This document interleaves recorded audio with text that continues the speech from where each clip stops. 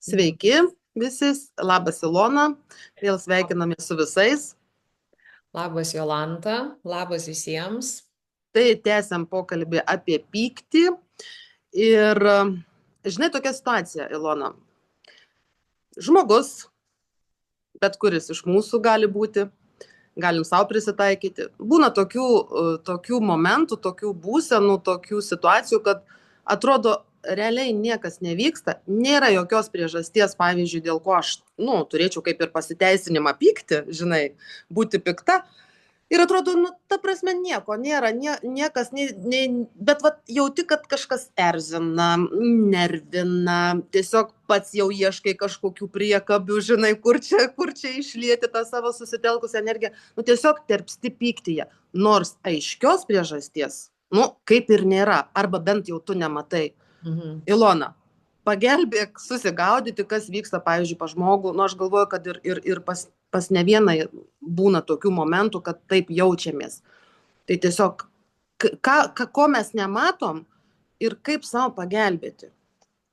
Na, iš tikrųjų, tai turbūt kiekvienam žmogui būna tokių momentų ir situacijų, kai, tiesiog lygioj vietoje, tave neša pyktis. Ir vat kai kalbėjau, mane tipo pyktis atsiranda tada, kai reikia išspręsti situaciją. Ir tu žiūri į išorę ir tos situacijos nėra, kurią spręsti. Ir jo, gali būti tas nesupratimas, o kas čia su manim vyksta. Tai pirmas dalykas, į ką vertėtų pasižiūrėti, atkreipti dėmesį, tarkime, jeigu žmogus su tokia užklausa ateina į konsultaciją, tai aš klausčiau, o kas vyksta su tavo norais, su tavo poreikiais. Kiek yra patenkinti poreikiai? Nes tarkim, jeigu va tu kažko nori ir savo neleidi, arba tiesiog randi priežasčių, kodėl to negalima tau. Išsikeli tikslą, randi dar daugiau priežasčių, kodėl jo nesiekti. Susiplanuoji dieną ir pavyzdžiui, vakare tu supranti, kad padarėjai visai ne tuos dalykus, kuriuos planavaisi daryti. Turi svajonę ir taip toliau, visa tai, kas yra susijęs su poreikiais ir norais. Jeigu mes to neužpildom ir nerealizuojam, pas mus randasi daug pykčio. Ir tokio pykčio, ne visai tiesioginio, nėra, kad, uraganas, o yra va toks, toks pagiežingas pyktis, ne. Mes kandžiojamės, tokie pagieža, žinai, labiau per tą Mhm. pasireiškia. Nes, tarkim, tu susiplanavai ir tu turi energijos, tiems planams, bet tu to nepanaudoji, ir arba tu susiplanavai, išsikėlei tikslą, turi kažkokį norą ir tu neini tenai. Tavo pasitikėjimas, proporcingai krenta. Kuo daugiau pažadų savo neištesi, tuo tavo pasitikėjimas savimi mažesnis, tuo tavo savivertė mažesnė ir tuo daugiau pykčio. Nes pyktis randasi tam, kad pagaliau paimk ir sutvarkyk savo gyvenimą, kiek gali savo žadėti. Ir tai yra natūralus procesas. Bet jeigu mes į tai nežiūrim, tai tada atrodo, nėra priežasties, nežinau dėl ko čia, tiesiog verda viskas, ir toks nelabai aiškus arba kartais žmogus, pasyvi agresija labai įsijungia tokiu atveju, kai nėra Pasyvi pažeidžiamas. agresija, tai yra, patikslink, pasyvi agresija, tai Pavyzdžiui, aš juokelį tau kokį tokį leptelsiu, E, Nu, žinai, tie juokeliai tokie, kur ne juokeliai, o tokie labiau įžeidimai. įkandimai, Jo, kitaip sakant. įkandimai. Arba eisiu apkalbėti kažką, arba žadėsiu ir nedarysiu, sabotuosiu savo pažadus, arba dar kažką. Aš kažkaip su tavimi Mhm. elgsiuosi, Vat. Ir Nu va, tai labai verta pasižiūrėti, kas vat, poreikių temoje pas mane vyksta. Ar mano poreikiai patenkinti. Nes paimkime elementarius poreikius, ane? Pavyzdžiui, alkis. Mhm. Nu, kai mes alkani, mes piktesni. Nu palauk, pavalgysiu, tada jau padarysiu, ne kažką. Tikrai Atstokit taip, nuo manęs. Arba kai yra pervargimas, mes irgi būnam piktesni. nes poilsis neįgyvendintas. Nu, vat nepatenkintas poreikis, ane? Arba, tarkim, na, skausmas, bet skausmas tai čia ne iš poreikių temos. Mhm. Žodžiu, vat tu arba norisi gerti, arba, pavyzdžiui, būni kokioj patalpoj, kur darosi sunku kvėpuot. Daug žmonių, pavyzdžiui, ane? Ir elementarus poreikis nepatenkinamas kvėpavimo. Ir Taip, tau, atrodo viskas. ir tu pradedi pykti. Ir tai natūralu, ir tai galioja visiems poreikiams ir norams. Bet Mhm. išsikėlei tikslą, nesiekiai, nu, po kurio laiko pradėsi daugiau erzintis. Tai žodžiu, Ilona, jeigu taip apibendrintai, sakykim, jeigu jaučiu, kad, tarkim, na, kažkas, nematau aiškios priežasties ir nesuprantu, sakykim, nėra kažkokios situacijos arba kažkokio tai žmogaus, nu, kitaip sakant, to dirgiklio, o aš jaučiuosi tokia, nu, kad tuoj kažkas turėtų įvykti ir pikta, ir susierzinusi, tai man vertėtų persižiūrėti, tiesiog atsisėsti ir sąžiningai, nemeluojant sau, persižiūrėti savo norus, pasižiūrėti savo poreikius, ar ne, ir savo tikslus dar kartą pasiaiškinti, ar tai tikrieji yra mano tikslai ir ką aš darau dėl to, ar nedarau, kaip tai mane. Tai žodžiu, visa tai tiesiog įtakoja mano tą būtent būseną, tą pyktį bekylantį, ar ne? Tiesiog žinai, kaip dirgikliai erzina ir dėl to aš taip ir jaučiuosi, nors kažko konkretaus ir negalėčiau įvardinti.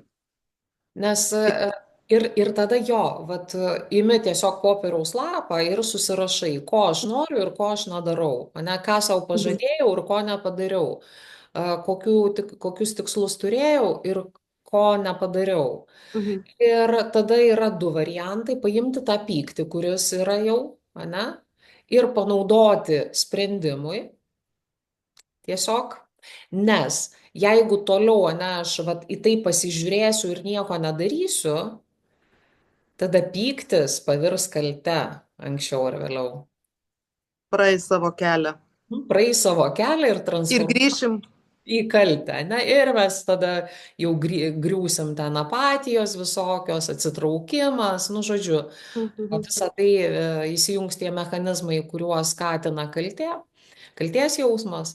Tai vad jeigu aš jau pasižiūrėjau į tuos savo tikslus, norus ir taip toliau, tai man reikia su tuo kažką pradėti daryti. Jeigu suprantu, kad pavyzdžiui, nu tikrai nedarysiu kažko, ne, va dabar pavyzdžiui nėra laiko, realiai būna tokių Realiai. situacijų, ne, krūvis labai didelis ir dar kažko naujo, nu tiesiog nepavešiu. Ir sąžiningai tai sakau, sau įsivardinu ir yra tokia praktika, nu jinai keista, bet jinai veikia. Ir greičiausiai tu žinai, ne, tai yra atšaukimo praktika. Kad Mhm. tiesiog kiekvieną tą savo norą, savo tikslą mes, nu, išbraukiu ir šalia parašau atšaukiu. Viskas. Atsimenu. Anuliuoju, ne? Nu tiesiog nuimti tą krūvį, kad mūsų psichika nebūtų įsikibusi tą norą. Nes jeigu aš pasakiau, kad aš labai noriu, čia užsifiksavo, yra noras. Ir psichika vadovaujasi paskutiniu šituo, kad, nu, tugi nori, tai dabar pasakyk, kad nenori, pripažink, ne, iš tikrųjų pripažink, kad, nu, nedarysiu, nenoriu, viskas, taškas, galbūt kažkada vėliau. Ir truputėlį palengvėja. Mhm. Bet tas atšaukimo praktika, nu, jinai, nu, ne variantas vis tiek. jinai yra tokia, kaip žinai, ta būna skubioji pagalba, galbūt tokia Jo. laikina, kad šiek tiek nuimti įtampą nuo savęs. Aš prisimenu šitą užduotį, kai tu sakei ją. Tai tokia laikinai jinai suveikia, iš tikrųjų Laikinai suveikia. jinai suveikia, Taip, bet nes nuimi įtampą. poreikių jinai neišjungia. Taip, taip. Pavyzdžiui, jeigu tu turi, nes mes jau kai kažko norim ir keliamės tikslus, gelmėse yra poreikis kažkoks Taip. savirealizacijos, saviraiškos, priėmimo, nepripažinimo ir taip toliau. Yra poreikis ir jisai siunčia impulsą. Mes tą impulsą pagaunam ir sakom, o, aš noriu. Ir Ir nieko išsikeliam nedarau. tikslą. Ir nieko nedarau. Ir poreikis nepatenkintas. Vat verta pradėti nuo to, kokius aš iš vis poreikius turiu. Taip, nes galbūt, jeigu atvirai šnekant, tai tarkime, iki pradėjus studijuoti tavo pateiktą medžiagą, aš realiai tikrai nesusimastydavau. Tikrai nuoširdžiai sakau, aš nesusimastydavau, kokie yra tikrieji mano, kokie iš vis yra tie bendrieji poreikiai, kurie yra, tarkim, mano poreikiai, kokie yra tikrieji norai. Tai sakau, man tikrai padėjo emocinės gerovės dirbtuvių šitą esanti medžiaga, tai tikrai kvieščiau visus norinčius geriau pažinti save ir atrasti būtent kodėl aš taip jaučiuosi, juo labiau jeigu aš jaučiu tokią būseną, tarkim, kaip apie kurią mes čia pakalbėjom, tai tikrai būtų viena iš priemonių, viena iš galimybių. Tai tą kelią, tą ratą atsukti ir išpainioti tą labirintą, tai tikrai kvieščiau prisijungti ir užsiprenumeruoti. O dar norėjau, žinai, Ilona, dar Bet toks dabar man. aš Mhm, kol kas, ne, kol mhm, mes apie poreikius kalbėjom, mane, kad mhm, bėgtų, tiesiog atėjo va ta mintis, mhm, na tarkim, ne, mes gyvenam dabar tokioj nesaugioj situacijoje, ne? mhm. Kiekvienas žmogus turi saugumo poreikį. Kodėl ir vat, nereikėtų stebėtis, kad daugiau piktų žmonių, daugiau pykčio, nes tau nesaugu. Ane, vat, tai yra toks labai akivaizdus pavyzdys, kaip nepatenkinti poreikiai kelia pyktį. Na, aš niekaip negaliu patenkinti saugumo poreikio. Nu, iš tiesų to saugumo niekada ir nebuvo, bet dabar, nu, užaštrėjus, ne, tokia Taip, bendra taip. situacija. Ir tada, ne, nu, daugiau piktesnių žmonių yra. Nepastebėjai, kad, nu, aštriau reaguoja žmonės, kažkaip pikčiau reiškiasi, ten viešoje erdvėje, ten vieni kitus Tikrai taip. taško. Todėl, kad Agresyvumo lygis tikrai yra ūgtelėjęs. Aš manau, kad čia kiekvienas ir klausantis tikrai tam pritars ir pasakys, o pasirodo slepiasi tiesiog nepatenkintas saugumo poreikis, ar ne už to. Todėl, kad nu, nesaugu, nesaugiai jaučiuosi ir tada pykčio Mm, daugiau. taip, Nu, taip. va taip veikia mechanizmai. Tai va, baigiant apie poreikius. Gerai, o aš dar, žinai, norėjau vieną tokią, va irgi mums bekalbant, tokį prisiminiau įvykį, kad, tarkim, vienai mokiniai, nežinau, tai buvo 12 ar 12, nebeatsimenu, pasakė mokytoja, kad tu šito egzamino, nežinau kokio ten dalyko, ar istorijos, ar matematikos, nesvarbu, neišlaikysi. Ir buvo keli mokiniai, kuriems tai pasakė. Mokytoja, nežinau priežasčių ir dabar apie tai nešnekėsim, čia nesvarbu. Bet žodžiu, įdomi reakcija. Vienas mokinys, aha, pasakė, aš neišlaikysiu. Jis taip supyko, kad jisai įsikabino, žodžiu, nežinau, kokias ten tas priemonės, gal korepetitorius samdė, nesvarbu. Žodžiu, egzaminą išlaikė, nu, ne 100, bet, žodžiu, labai aukštų ten tuo balu. Bet kitas mokinys tarsi pasidavė, tarsi priėmė tai, ką jam sako, ir tas pyktis nuėjo kur nežinau. Realiai tai irgi supyko. Kaip čia šitoj situacijai? Nes iš tikrųjų tiem mokiniam buvo pikta, kad mokytoja tai pasakė. Aišku, jinai greičiausiai pasakė dėl to irgi iš pykčio, kad nesimokina ir taip toliau ir taip toliau. Bet vat skirtingai tą situaciją nu, tą pyktį, aš įsivaizduoju, panaudojo vienas konstruktyviai, o kitas destruktyviai. Nu, Ar jo, į tą pusę aš kažką, ar taip aš e, išvelgiu. jo, bet čia ne tik, kad ne su pykčio tema susiję būtų. Mhm, Čia jau giliau vertėtų žiūrėti, iš kur, ne, nu, kokios mhm, giluminės istorijos yra, slepiasi po tuo. Bet iš tiesų vieni žmonės labiau pyksta, ne, o kitas vat, žmogus, jisai toj pačioj situacijoje, jisai nuėjo į destrukciją, į nuoskaudą, galbūt į mhm, vat, nu, realiai va toks pasakymas tai yra pažeminimas, ne, tai yra mhm. sumenkinimas, tai Taip, yra vertinimas. taip. Ką tada žmogus jaučia? Ne faktas, kad jisai spėjo pajausti pyktį, jį galbūt iš karto meta į kaltės jausmą, Mhm. gėdos jausmą, ne, va, į destrukciją. Nu, jo mechanizmas toks. Bet jeigu kalbėtumėm apie pyktį, tai aš noriu ką pasakyti, galbūt aš netaip aiškiai išreiškiu, bet noriu pamatyti tą turimą emociją, kaip aš sakiau, kad aš pyktį iki, sakykime, tau paskaitų, aš pyktį identifikavau kaip labai blogą emociją, kurios geriau, kad nebūtų, kad geriau jos nesusitikt su ją. Bet realiai čia, aš galvoju, ta situacija, tas toks pavyzdys, kad ir paprastas, jisai parodo, kaip žmogus gali panaudoti pačią pykčio energiją, ar ne?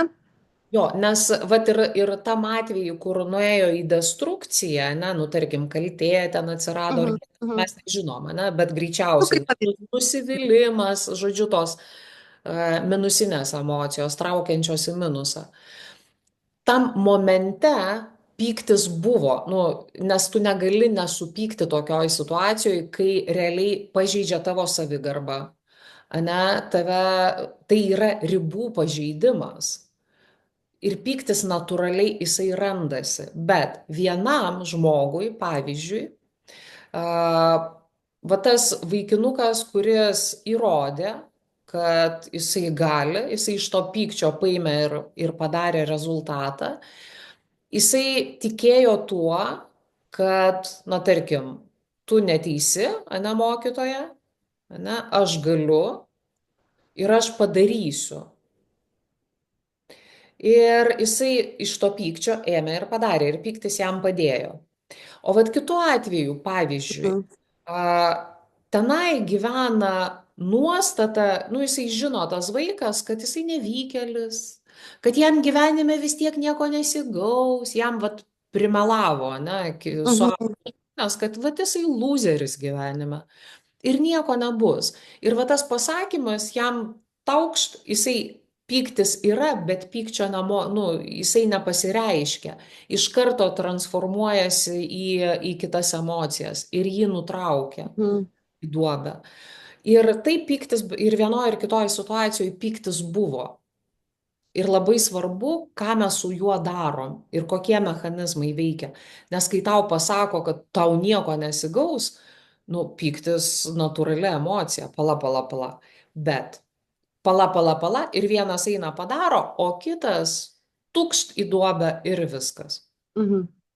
Tai čia jau sakykime, kaip jeigu žiūrintiems toks kaip patarimas yra, pasakė jums kažką tokio, tai stebėti save ir pyktį geriau panaudoti kūrybai.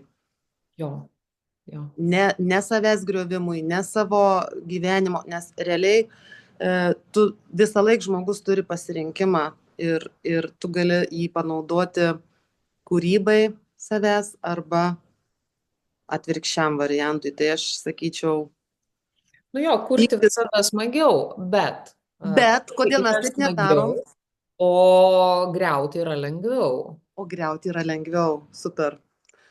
Tikrai, pastangų jokių nereikia, pastebėjai? Absoliučiai jokių pastangų nereikia.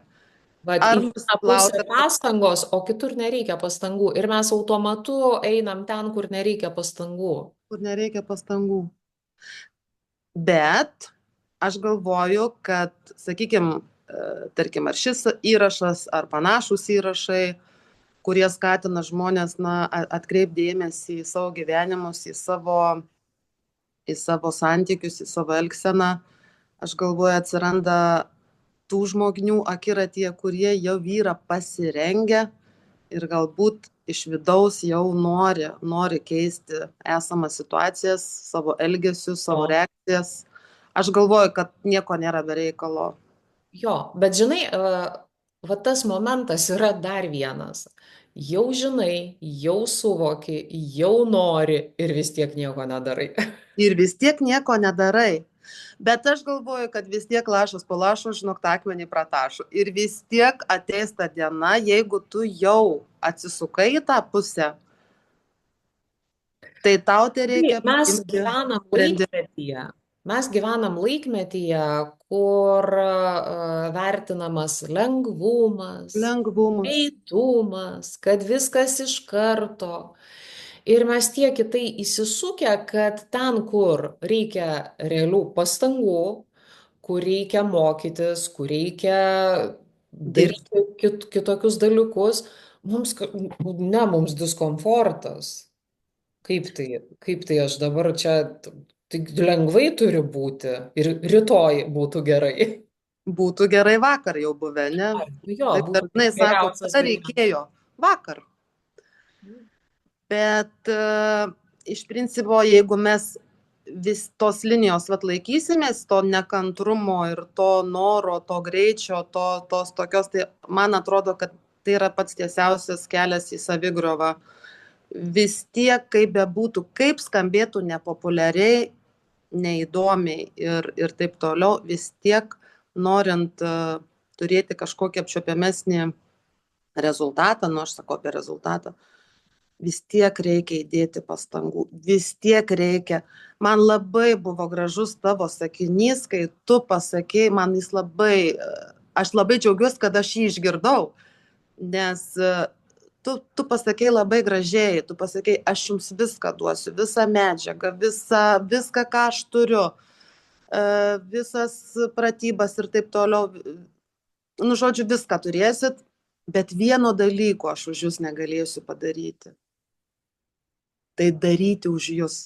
Mhm. Tai aš, žinok, aš va ta pačia tokia banga ir tokia ta emocija, tokia, nu, aš prisiminiau su dėkingumu šitą momentą ir tiesiog tikrai labai labai nuoširdžiai kviečiu prisijungti prie